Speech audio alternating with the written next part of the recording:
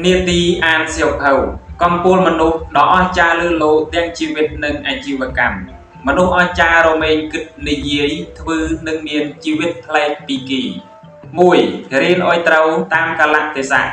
កំពូលមនុស្សដ៏អស្ចារ្យក្នុងលោកមិនមែនស្ថិតនៅលើសម័យកាលមានសង្គ្រាមឬសន្តិភាពផ្ដល់ឲ្យទើបអាចធ្វើជាមនុស្សដ៏អស្ចារ្យបាននោះឡើយកំពូលមនុស្សដ៏អស្ចារ្យក្នុងលោកនោះមិនថាសម័យកាលណានោះទេបើទោះជាសម័យកាលនោះមានសង្គ្រាមឬសន្តិភាពយ៉ាងណាក៏ដោយក៏រមែងចេះគ្រប់គ្រងសម័យកាលនោះដោយការធ្វើខ្លួនឯងឲ្យคล้ายជាកំពូលមនុស្សដ៏អស្ចារ្យក្នុងលោកបានទាំងអស់ឯការចេះគ្រប់គ្រងសម័យកាលនោះគឺការសិក្សាដោយត្រូវទៅតាមសម័យកាលនោះនឹងឯងក្នុងសម័យកាលមានសង្គ្រាមគេត្រូវរៀនក្បួនសិក្សាដើម្បីសម្រេចកិច្ចការធំដោយមានតំណែងជាស្ដេចឬមន្ត្រីជាន់ខ្ពស់តែក្នុងសម័យកាលមានសន្តិភាពគេត្រូវរៀនពីក្បួនពាណិជ្ជកម្មដោយការបង្កើតមុខរបររកស៊ីដើម្បីសម្រេចកិច្ចការធំហើយមានតំណែងជាមហាសេដ្ឋីមានទ្រព្យសម្បត្តិរាប់ពាន់លានដុល្លារមហាឧបរាជខុងមេងជូកលៀងកើតក្នុងសម័យកាលដែលប្រទេសជាតិកំពុងមានសង្គ្រាមកើតឡើងក្បួនសិក្សាជាវិជ្ជាមួយដ៏សំខាន់ដែលខុងមេងត្រូវរៀនដើម្បីសម្រេចតំណែងជាមហាឧបរាជនៃនគរស៊ូដោយមានភាពធំដ៏មហិមាដែលមនុស្សនៅក្នុងសម័យកាលនោះអ្នកណាក៏ប្រាថ្នាចង់បានដែរឯក្បួនសិក្សាដែលខុងមេងរៀននោះគឺសុទ្ធសឹងតែទន្ទិញចាំរត់មិត្តហើយសម្រេចបានទៅជាការចេះដឹងមួយស្របតាមទស្សនវិជ្ជារបស់ខ្លួនឯក្បួនសិក្សាដែលខុងមេង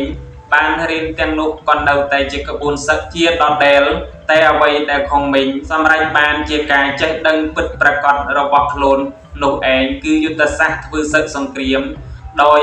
ប្រសពក្នុងការដាក់ផែនការក្នុងការប្រយុទ្ធជាមួយសត្រូវដើម្បីដណ្ដើមយកជ័យជំនះជាការពិតណាស់សម័យកាលដែលមានសង្គ្រាមកើតឡើងខុងមេងបានរៀនក្បួនសិក្សាទើបសម្រេចតំណែងជាមហាឧបរាជដោយមានភាពជាធំមហិមានៅក្នុងសម័យកាលនោះតែក្នុងសម័យកាលដែលមានសន្តិភាពដូចនេះវិញគេក៏បីរៀនសូត្រពីក្បួនពាណិជ្ជកម្មដោយការបង្កើតមុខរបររកស៊ីដើម្បីសម្រេចនៅកិច្ចការធំគឺការមានតំណែងជាមហាសេដ្ឋីដោយការមានទ្រព្យសម្បត្តិរាប់ពាន់លានដុល្លារមហាសេដ្ឋីថ្នាក់លេខ1កាឡូសស្លីមហេឡូបានរៀនសូត្រអំពីក្បួនពាណិជ្ជកម្មបន្ទាប់មកក៏បង្កើតមុខរបររកស៊ីដោយខ្លួនឯងលោកក៏មានតំណែងជាមហាសេដ្ឋីថ្នាក់លេខ1ដោយមានទ្រព្យសម្បត្តិរាប់ពាន់លានដុល្លារឯក្បួនពាណិជ្ជកម្មដែលលោកបានរៀននោះមាន10ចំណុចដោយខាងក្រោមនេះគឺ1បង្កើតគម្រោងដើម្បីសម្រេចភាពជោគជ័យគេត្រូវបង្កើតគម្រោងដើម្បីធ្វើក្រុមហ៊ុនឆ្ពោះទៅមុខជាការពិតណាស់ក្រៅពីគម្រោងហើយគេត្រូវបង្កើតគោលដៅនិងការស្វែងរកវិធីសាស្ត្រល្អថែមទៀតដើម្បីធ្វើឲ្យគម្រោងនិងគោលដៅនោះទទួលបានជោគជ័យបន្ទាប់មកទៀតគេតែងមានការវឹះវែងចំពោះលទ្ធផលជាទៀងទាត់និងធ្វើការកែតម្រូវវាជានិច្ចដើម្បីធ្វើឲ្យវាដើរស្របទៅនឹងគម្រោងនិងគោលដៅដែលបានដាក់ចាញ់ទៅនោះ2ការដឹកនាំ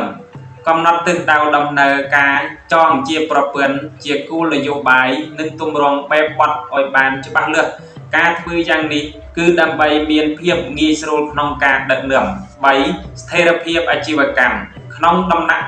កាលដំបូងនៃការធ្វើជំនួញត្រូវតែច្បាស់លាស់ថាចាំបាច់ត្រូវមានប្រភពដើម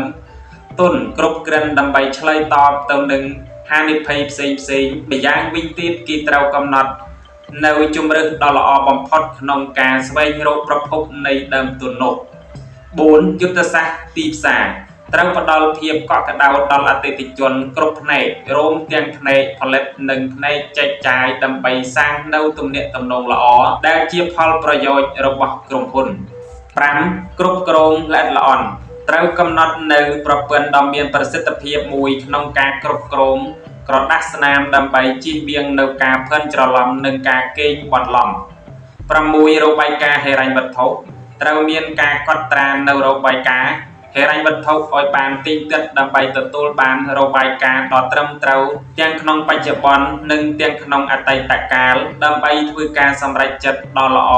សម្រាប់គម្រោងនាពេលអនាគត 7 ត្រូវយល់ដឹងអំពីផ្នែកច្បាប់ការធ្វើអាជីវកម្មគឺស្ថិតនៅក្រោមច្បាប់មានក្រុមហ៊ុនណាមួយដែលស្ថិតនៅពីលើច្បាប់នោះឡើយដូច្នេះក្នុងពេលទំនេរត្រូវឆ្លៀតពេលដើម្បីស្វែងយល់អំពីច្បាប់ពាណិជ្ជកម្មឧស្សាហកម្មនិងពន្ធដារផង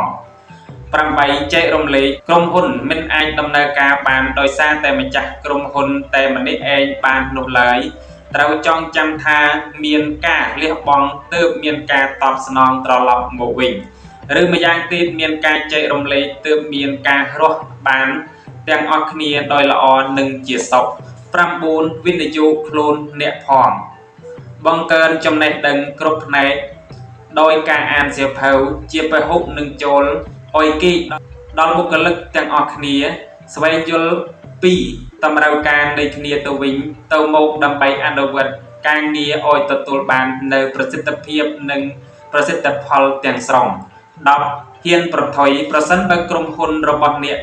ចិត្តឈានដល់ការខ្សែធនហើយនោះអ្នកត្រូវតែផ្លាស់ប្ដូរភ្លាមដើម្បីរកទិសដៅថ្មីទោះជាមើលទៅមានហានិភ័យបង្កប់ខ្លះក៏ដោយពិតណាស់ការរៀនសូត្រឲ្យត្រូវទៅតាមកលៈទេសៈស្រុកទីវានឹងនាំប្រយោជន៍មកឲ្យខ្លួនឯងដល់ធំប្រយោជន៍នោះគឺការបានសម្រេចនៅកិច្ចការធំដោយមានឈ្មោះជាមហាឧបរាជឬជាមហាសេដ្ឋីថ្នាក់លេខ 1 ដូច្នេះឯងដែលនេះគឺជាការបញ្ជាក់អះអាងថាមនុស្សប្រភេទនោះគឺជាកំពូលមនុស្សដ៏អស្ចារ្យក្រៃលែងក្នុងលោកទាំងក្នុងជីវិតផ្ទាល់ខ្លួននិងទាំងក្នុងវិស័យអាជីវកម្មយ៉ាងណាក៏ដោយភាពជោគជ័យទាំងក្នុងជីវិតផ្ទាល់ខ្លួននិងក្នុងវិស័យអាជីវកម្មនេះមិនមែនគេមានសំណាងល្អនោះទេគេបង្កើតសំណាងនោះមកឲ្យខ្លួនគេដោយខ្លួនគេផ្ទាល់ហើយភាពជោគជ័យនិងភាពជាកំពូលមនុស្សក៏គឺជារបស់ខ្លួនគេនោះឯងចំណែកលុយទ្រព្យសម្បត្តិកិត្តិយសកេរ្តិ៍ឈ្មោះនិងឧត្តមភាពជាដើមក៏ជារបស់នៃអ្នកដែលចេះបង្កើតសំណាងឲ្យខ្លួនឯងនោះដែរ